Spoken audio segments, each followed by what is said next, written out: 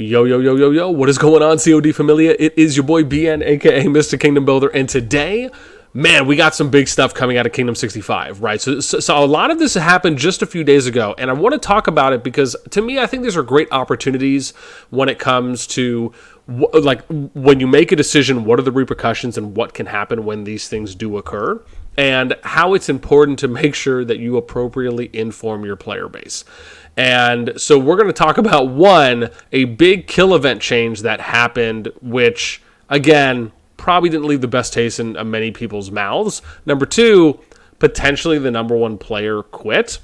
And then three, we're going to talk about kind of where this kind of leads 65 down the road based on what has factually happened thus far. So now let's touch on what was actually the change that was made. So up until this point, right, with the way that PvP has operated in the kingdom, as far as kind of general PvP, we'll show that to you here. You'll be able to see that the kill event rules, right, for what they were last kill event was Zone 3 is free for all, right? That means anything is able to be attacked. Zone 2 and Zone 1 are safe. Zone 1 cities without alliance tags may be attacked, right? So if you're allianceless or tagless in Zone 1, you could be hit. And then Zone 3, everything's a free-for-all, meaning your city can be hit, farmers can be hit, open field marches can be hit, etc. Now, the change that ended up occurring was actually from the new Kingdom 65 Discord, which I believe some of the DS players' alliances left and then went to go join or make a new one. And on this one, you can see on the announcements here where Dark actually posted an announcement on, which she deleted apparently now. I don't really know why. I don't think it impacted anything. But basically what it said was that the entire kingdom is free-for-all for that one day of kill event. You can also see this basically reiterated and confirmed here, where Z/Kratos says it's only one day, everyone have fun in all zones, after 24 hours, just back to farm for 6 days.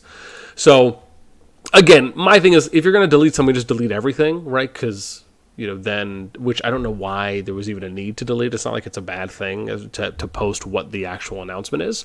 Now, let me preface or add some context here by saying they did post this announcement on this Discord hours before. It was probably 12, 14 hours or so at least before kill event came up. However, the first thing I want to touch on why this is just generally a challenge is because if you look at this Discord, right, you can see there's 122 people offline, 23 online, so you're at 145 plus 4, so you're 149, minusing, this is not accounting for any bots, right, so you're at almost 150 people. In the previous new Kingdom 65 Discord, right, you had 183, online 193, 201, 203, 205. Where am I at? Math is hard. 205, 212, 213, 220. So 220, probably 215 if we minus some bots out, right? So you basically have about 65 more players on this Discord than you have the other one. This is where it gets challenging for me because this is from what I heard from a couple people that are within management, still within the kingdom. Apparently there is a separate management Discord that they have for DS and other alliances that are in there.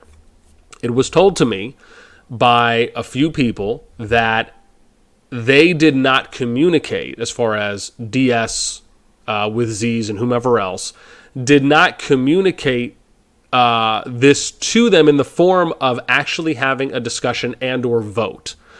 If you remember, from what we last heard, from what we last saw in the screenshots that I covered in a previous video talking about Kingdom 65 and where we showed a slew of screenshots, one of the screenshots indicated, this was coming from Z's, that the way that the new council was going to be set up was that there would be a discussion period and everyone would get a chance to vote. It was confirmed to me by multiple people, from sources I trust, from people that have not lied to me and have only been consistent in giving me factual information based on things that have happened, is there was no vote. The decision was just made by DS to go ahead and say, we're going to have this kill event this time be completely free-for-all. It also, let me point out in addition to this, is that there were no alliance mails that were sent out from some of, if not however many, of the current active alliances in the kingdom, because because either of a few things, either because the announcement was late, two, because it wasn't discussed, and or voted on. We know at least voted on, where there was not an opportunity for that. From two of the sources confirmed with me that there really wasn't much of a discussion at all. However, that I'm going to take that with a grain of salt because, again, that wasn't corroborated by multiple people, such as the fact that a vote was not done amongst the council. They basically, with DS and Z's, took the liberty to make that decision on their own. Now let me talk about what some of the implications are of this and some of the general challenges when you do these things in kingdoms. The whole idea is to give people enough of a heads-up notice so things do not come off as impulsive or does not catch people off guard, or you're just not letting people know at the last minute, which is just generally unbecoming.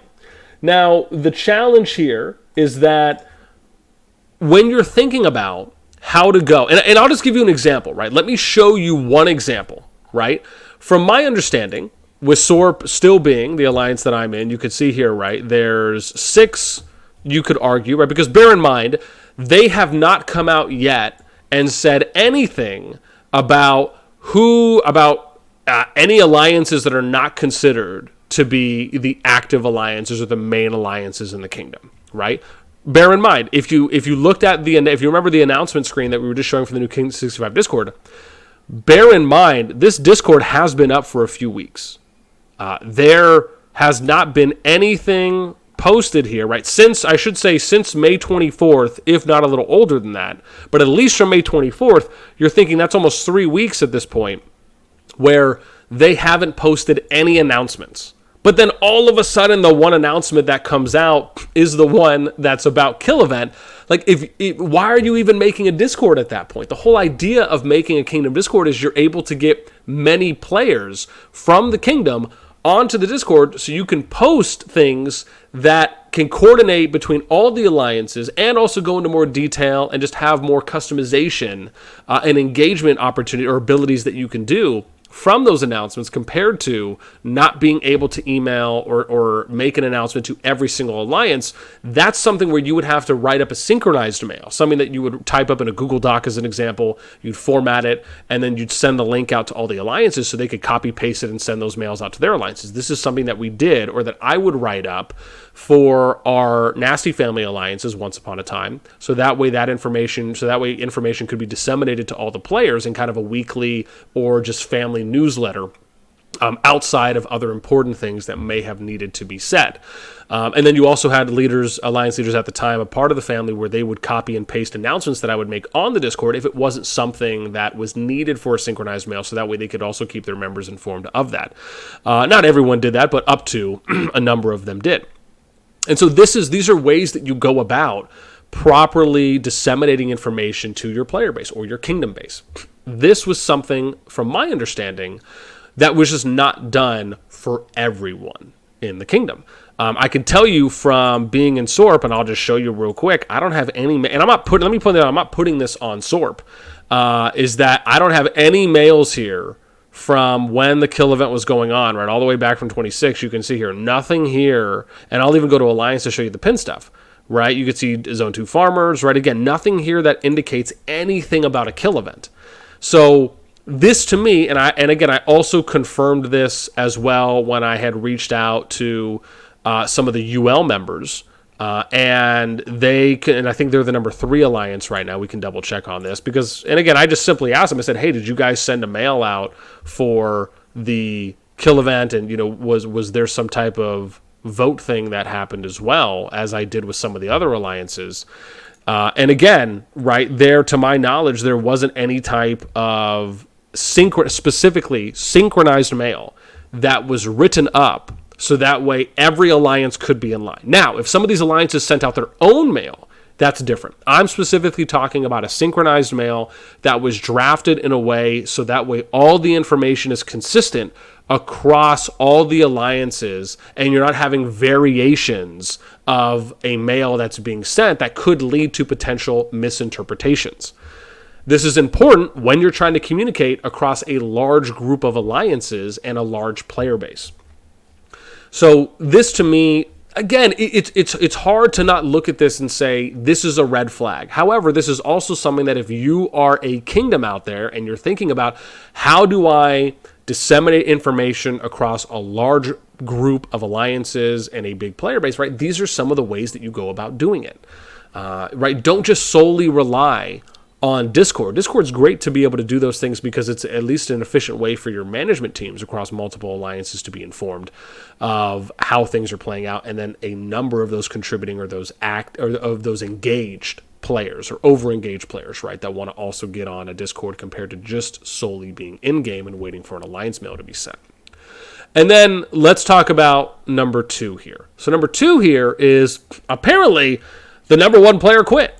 Who was Crazy Bob. Some of you may remember Crazy Bob from some of the beginning mentions in a few videos we did when he was a part of one of our family alliances, but essentially wanted to kind of go do some attacking of other players, and there was like some back and forth discussions, and in short, the player, Bob, ended up leaving the alliance that he was a part of.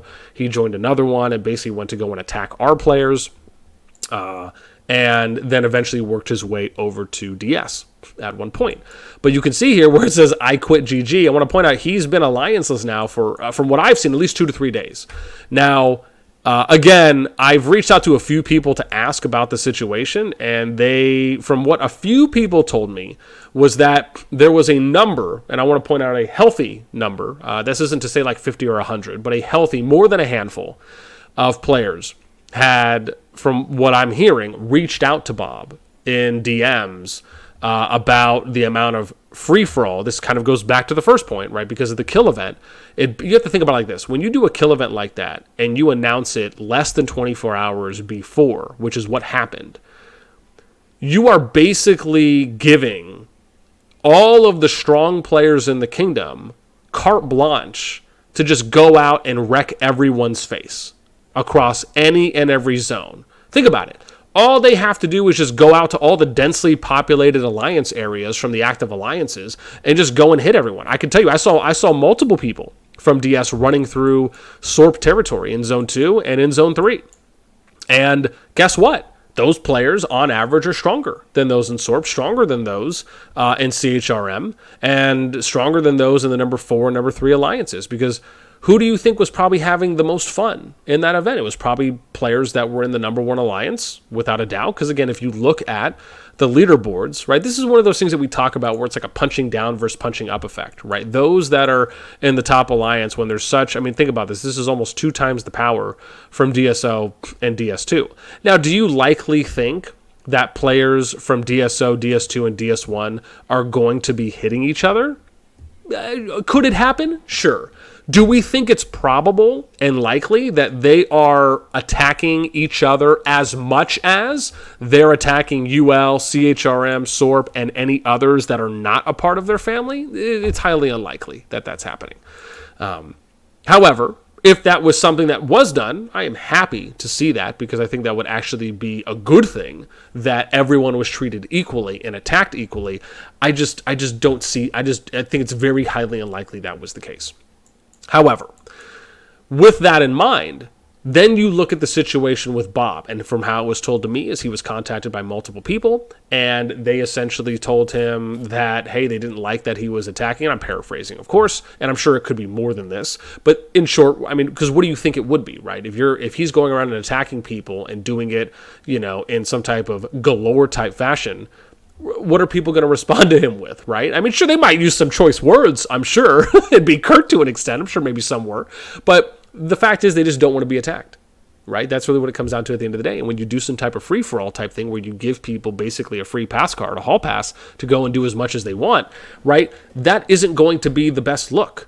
And from, again, as I said, from how it was reported, multiple people, more than a handful, reached out to Bob and said they just didn't like the fact that he was attacking and doing all of this, and how many of those people even knew that the rules changed, right? How many people were properly informed well before the KE rules change. You're making a big rule change like that. You don't just let people know a day in advance. No, you let people know a week in advance. You let them know 5 days in advance, 3 days in advance, 2 days, 1 day. Like, you do it consistently.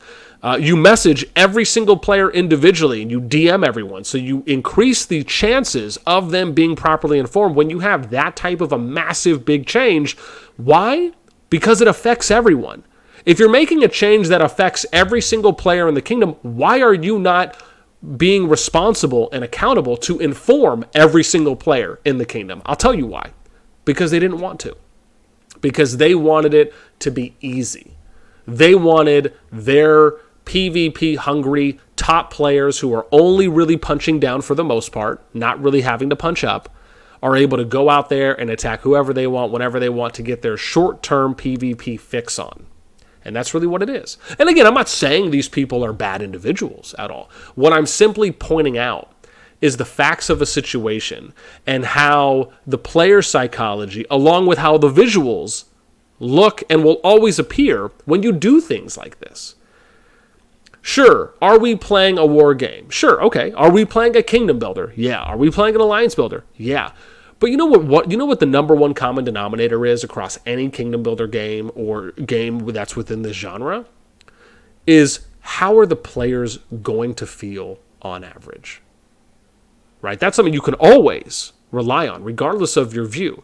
If you're in a kingdom that just does nothing but war, or you're in a kingdom that does nothing but peace, or you're somewhere in between, right? The consistency is always going to be, how do the players react to what's happening? And the fact is, which is consistent across every kingdom and every kingdom, players, on average, the majority of players, do not want to be unnecessarily attacked over and over and over again.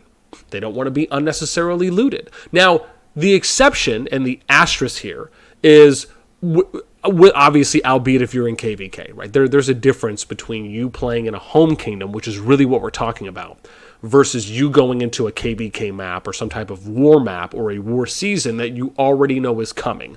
Big difference, right? That's like you being attacked in your home country versus going out to a war zone, right? It's not an apples to apples, it's apples to oranges.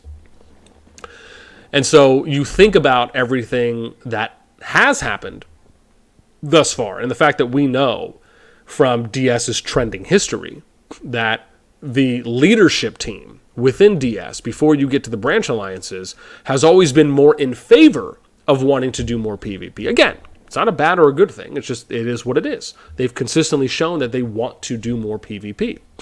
And so when you decide to do more PvP, just remember, you can make any choice you want, but there's always going to be repercussions. Just because you want to do PvP doesn't mean that's what the kingdom needs. There's a big difference between a want and a need. You may want to do more PvP, but the kingdom doesn't need to always have all of this PvP, or doesn't need your PvP in the way that you want to do it in. And I think when you look at the history of how kingdoms develop, people do not want to have they don't want to have lawless PvP.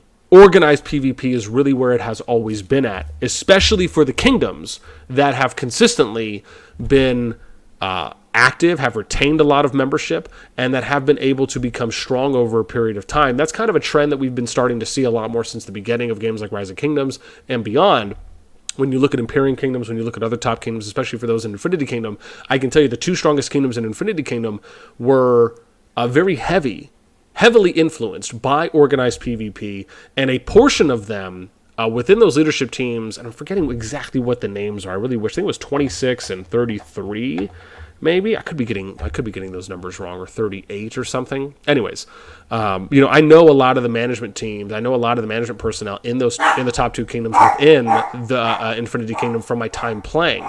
And from how I did things in my project and how I would have conversations with members of those players who were very interested and really liked the way that I approached things in my project, because they saw what a lot of the inherent benefits were. It's why when you went into those kingdoms, you never saw that there was just a surplus of lawless PvP like there was in Kingdom 5, right? In Infinity Kingdom and Kingdom 5, that was just known as like the War Kingdom. It was just 24/7, like 7-Eleven PvP nonstop all the time. So, but again, it's nice to see at least that there are hopefully some of those opportunities that may come in Call of Dragons, especially when hopefully people like myself and maybe others cover these things as early as we do, to try and give the community and for those that are looking to get involved in when it comes to kingdom management or alliance management, you'll be able to see what some of the pros and the cons are, what are some of the repercussions or ripple effects from decisions that are made, because these are things that I can tell you without a doubt in my mind will impact kingdoms, and not in a positive way. They more likely will always impact them in a negative way. And again, it just comes down to the simple fact that nobody wants the choice taken away from them on when they can fight or not fight when it comes to your home kingdom. So as far as Bob quitting, who knows if that's going to be legit? Who knows if he'll come back in season 2 when they're in war? Which, I mean, honestly, that's probably what I'm banking on, because that's going to be the opportunity to go out and fight constantly. However, if they don't come back, then that'll be, I guess, kind of interesting again, even in its own right. But yeah, it's just it's rough when I see things like this happen, because I think about when you're not taking time to inform all the players, like that level of resentment that can be built up because there is kind of a lack of awareness on how to go about managing a large group of people and how important it is to appropriately and properly provide information and need to know information consistently to all of these players that are in a kingdom. And if anything, I think to me that's one of the hardest. It is really, because it takes a lot of time, right? I mean, who knows if how many people they informed or didn't inform. Again, like I said, I can only go off of what I've been told, but the fact is there was a healthy amount of people that were not told prior to, and the fact that I'm hearing from multiple people that they went out of their way to go and message Bob about the amount of attacking that was done and or whomever else they did. I mean, it's pretty telling, when you again, you can see where the path is leading, and it's not like these things are happening out of nowhere. They're happening because of actions and decisions that are being made. So again, to me, that's a challenge. However, what I'd love to know now is if you are still in 65, I would love to know, one, were you aware and were you privy to the kill event change from your opinion well enough in advance to prepare? And then 2, right, how much PvP, how much attacking was really happening from the players who were going out? Because from what I saw, there was a lot. I had many of my farmers that were hit multiple times, many people, I can tell you, at least within SORP, that were constantly being attacked, some of them even trying to go out and attack as well. But I'm curious, how much PvP did you see happening, and was it mainly from the DS side going and attacking others? And then my last question to you is going to be about when it comes to you now living through a free-for-all KVK, are you in favor of kill events? Are you in favor of free-for-all KEs being truly free-for-all if you're someone who was punching up and not necessarily punching down? Or do you feel that doing things in an organized PvP way, even if it's during kill event or others, would have been something you would have enjoyed more? So I'm curious. Let me know in the comments down below. That's going to be it for me. As always, until next time, I will catch you later.